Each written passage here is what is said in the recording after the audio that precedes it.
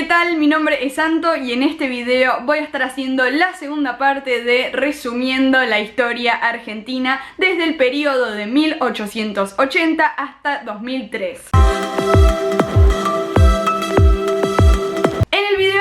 Me quedé en 1914 a inicios de la Primera Guerra Mundial, pero permítanme retroceder un par de años. Desde 1864 hasta 1870 tuvo lugar la Guerra del Paraguay, en donde Argentina, Brasil y Uruguay se unieron militarmente para luchar contra los paraguayos. En 1880 hasta 1886 asumió la presidencia Julio Argentino Roca, quien formaba parte de la generación del 80, un grupo de personas que en ese entonces lideraban el país. Y en esta primera presidencia de Roca, desde 1878 hasta 1885, tuvo lugar la llamada Campaña del Desierto. El objetivo era desplazar a los pueblos originarios para que el territorio del país sea aún más grande, y obviamente que fue una masacre. En 1882 se establece a la ciudad de La Plata como la capital de Buenos Aires, y en 1886 se sanciona el primer Código Penal. Desde 1886 hasta 1890 la presidencia de Juárez Celman. En 1890 tuvo lugar un golpe cívico-militar de la mano de los radicales. A pesar de que el triunfo fue del gobierno, la presidencia de Celman se vio afectada y renunció, y por ende asumió el vice Carlos Pellegrini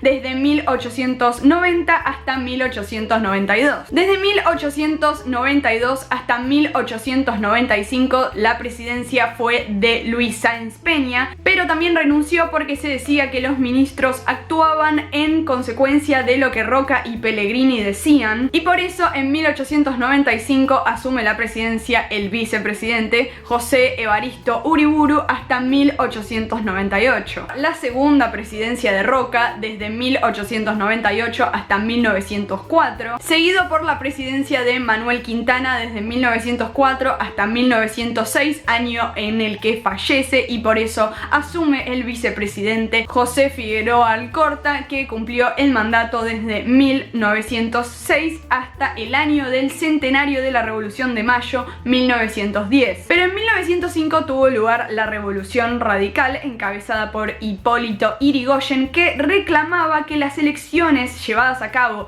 hasta ese entonces, desde Avellaneda hasta Figueroa Alcorta, que pertenecían al partido político Partido Autonomista Nacional, alias el PAN, todas esas elecciones habían sido de carácter fraudulento y reclamaban que se llevaran a cabo las cosas con un poco más de claridad. Como mencioné hace un ratito, en 1910 se cumplió el primer centenario de la Revolución de Mayo. El presidente Figueroa Alcorta durante ese año recibió un montón de visitas ilustres, entre ellas la tía del rey de España de ese entonces, Alfonso VIII, la infanta Isabel de Borbón. El último gobierno del Partido Autonomista Nacional fue el de Roque Sáenz Peña, hijo de Luis, desde 1910 hasta 1913, año en el que fallece. Es reemplazado por Victorino de la Plaza, que completa la presidencia en 1916. Es muy probable que el apellido Sáenz Peña se les haga familiar porque evidentemente en 1912 se sanciona la ley 1871, que establece que todos los hombres mayores de 18 años naturalizados o nacidos en el territorio argentino tienen la obligación de ir a votar. En 1914 da inicio la Primera Guerra Mundial, donde Victorino de la Plaza declara la neutralidad de Argentina, pero con la posibilidad de comercializar con ambos bandos. Desde 1916 hasta 1922,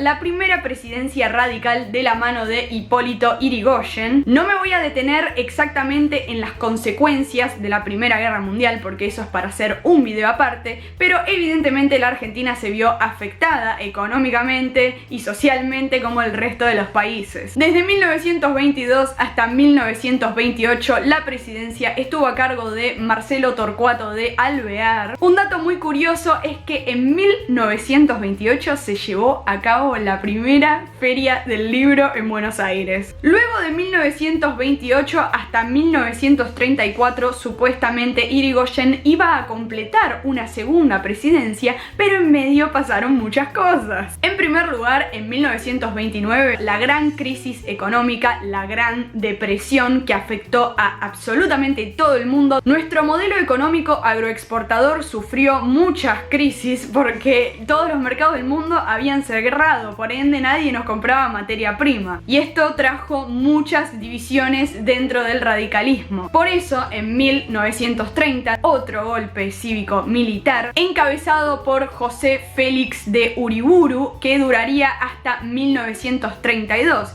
Este Uriburu es el sobrino del otro Uriburu. Con esto finaliza la época de los gobiernos radicales para entrar de lleno a la conocida década infame. Desde 1932 hasta 1938 el presidente fue Agustín Pedro Justo, que curiosamente tuvo como vicepresidente al hijo de Roca. En 1939 inicia la Segunda Guerra Mundial, en donde Argentina nuevamente va a mantenerse neutral hasta 1944. Roberto Marcelino Ortiz fue presidente desde 1938 hasta 1942. Luego asume el vice Ramón Castillo hasta 1943 porque Ortiz se enfermó y falleció. En 1943 tuvo lugar otro golpe militar encabezado por Pedro Pablo Ramírez, quien asume la presidencia de facto. Y aquí es cuando en 1944 Argentina rompe relaciones diplomáticas con los países del bando del Eje, decisión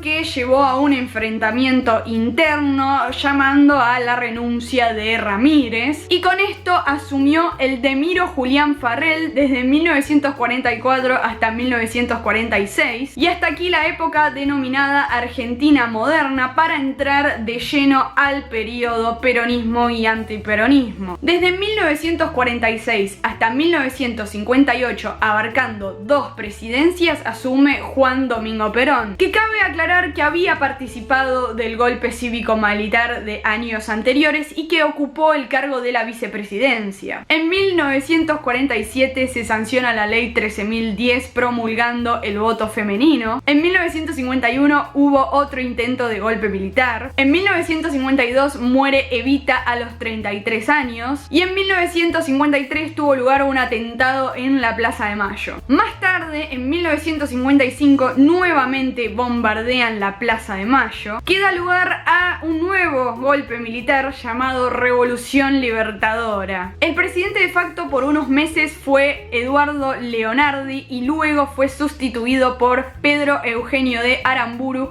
hasta 1958. En 1958 la Revolución Libertadora convoca a elecciones controladas por las Fuerzas Armadas con la proscripción del Partido Justicialista. Ganó Arturo Frondizi, que estuvo hasta 1962, otro golpe militar, ya que la relación que tenía con los militares no era del todo buena, y en 1962 asume José María Guido, que estuvo hasta el año siguiente, 1963. Arturo Humberto Ilia ocupó la presidencia desde 1963 hasta 1966, para ese entonces el peronismo seguía proscripto, y en 1963 otro golpe militar llamado Revolución Argentina, que tuvo 3 presidentes de facto. Juan Carlos Onganía desde 1966 hasta 1970, Roberto Marcelo Levingston desde 1970 hasta 1971 y por último Alejandro Lanús desde 1971 hasta 1973,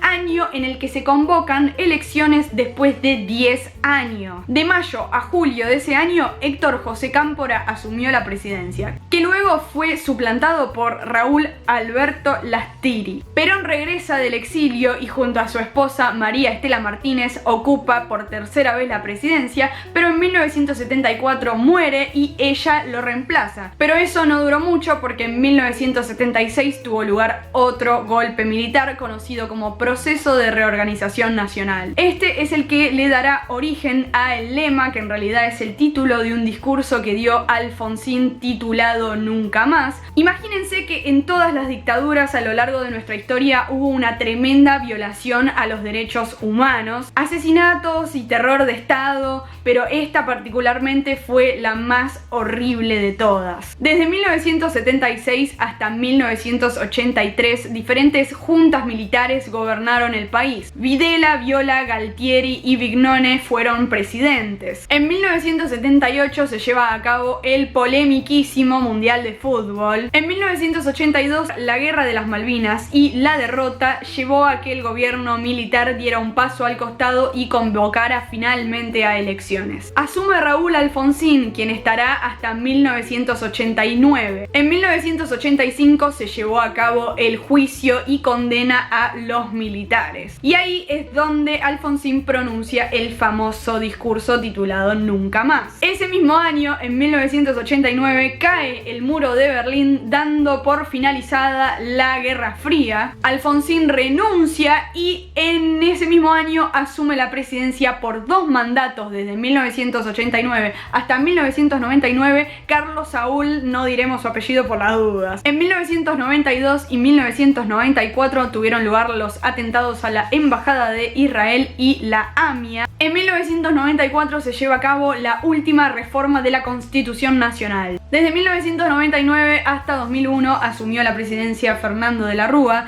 Ese año se estableció el corralito, hubo otra masacre en la Plaza de Mayo y él renunció y se fue volando en helicóptero de la Casa Rosada. Y acá es donde entra la famosa frase 5 presidentes en una semana. En 2001 asume provisoriamente la presidencia un presidente provisional del Senado que era Ramón Puerta. El 23 de diciembre de 2001 se reúne la Asamblea Legislativa que nombra como presidente de la Nación durante 90 días a Adolfo Rodríguez Sá, que era gobernador de San Luis. Pasaron cosas y el 31 asumió como presidente interino Eduardo Camaño y luego el 1 de enero de 2002 asume el senador Eduardo Duhalde. En junio de 2002 tuvo lugar la masacre de Avellaneda y finalmente llegamos a las elecciones presidenciales de 2003 donde asume Néstor Kirchner. Y el resto de la historia me parece que ya la saben porque la mayoría de las personas que me ven son millennials, entonces ya saben qué fue lo que pasó después de la presidencia de Néstor, los 12 años de kirchnerismo, Mauricio, Alberto, pandemia, bla bla bla. Todo esto a mí me parece una completa y total locura, no puedo creer la cantidad de cosas que pasaron y eso que esto es un resumen del resumen porque es más o menos para que ustedes tengan el machete bien armado a la hora de dar el examen. Como les dije en el video anterior, si quieren que haga un video puntual de alguno de todos estos periodos, puedo hacerlo con gusto en el futuro. Abajo en los comentarios quiero que me cuenten qué les pareció y también saben que en la baticajita y acá en la batiseñal están mis redes sociales. Suscríbanse al canal si todavía no lo hicieron porque de verdad me ayudaría muchísimo. Les voy a pedir por favor que me ayuden con la difusión de este video. Espero que les haya gustado y nos vemos en el próximo. Un quilombo, hermano. O sea, yo no puedo creer el nivel de quilombo. O sea...